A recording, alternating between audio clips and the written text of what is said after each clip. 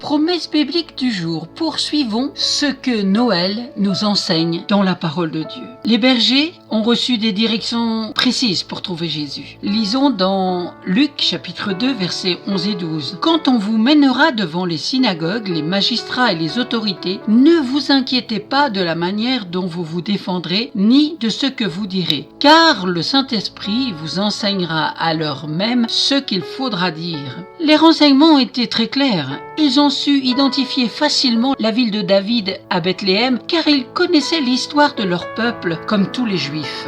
Par contre, Marie n'a pas été éclairée de la même manière. Elle a appris que sa cousine était enceinte. Lisons dans Luc chapitre 1 verset 36. Voilà, Élisabeth, ta parente, a conçu, elle aussi, un fils en sa vieillesse, et celle qui était appelée stérile est dans son 6e mois, car rien n'est impossible à Dieu. Marie dit, je suis la servante du Seigneur, qu'il me soit fait selon ta parole. Et l'ange la quitta. C'était du verset 26 à 38.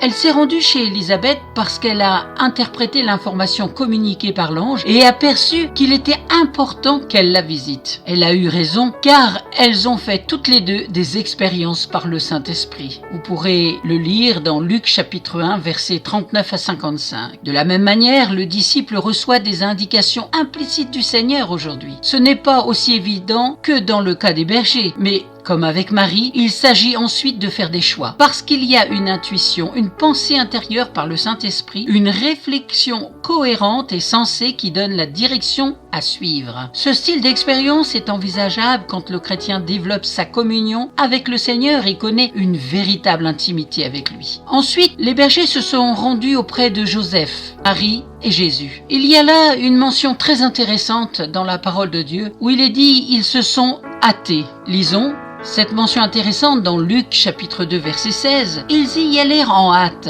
et ils trouvèrent Marie et Joseph et le petit enfant couché dans la crèche. Aujourd'hui, Dieu cherche tous les humains. En retour, il est important de le chercher, lui, pour qui il est, un Dieu d'amour et de grâce. De cette démarche découle le fait de trouver le Fils de Dieu et donc le salut en Jésus-Christ. Cette motivation qui consiste à se réfugier en hâte auprès du Seigneur est appelée à être manifestée également par les chrétiens. La vie avec Jésus consiste à rechercher la présence de Dieu. La notion en hâte sous-entend la priorité accordée à cette quête. Il ne s'agit pas d'être avec le Seigneur quand on n'a rien à faire, par exemple, ou quand tout a été fait. Il est plutôt question d'être motivé et enthousiaste pour privilégier la recherche de la présence divine. Dans Matthieu chapitre 6 verset 33, il est écrit « Cherchez premièrement le royaume et la justice de Dieu et toutes ces choses vous seront données par-dessus. » Amen. Si vous ne possédez pas de Bible, n'hésitez pas à me contacter. Je vous en offrirai une. Soyez bénis. Bon Noël à tous. À bientôt.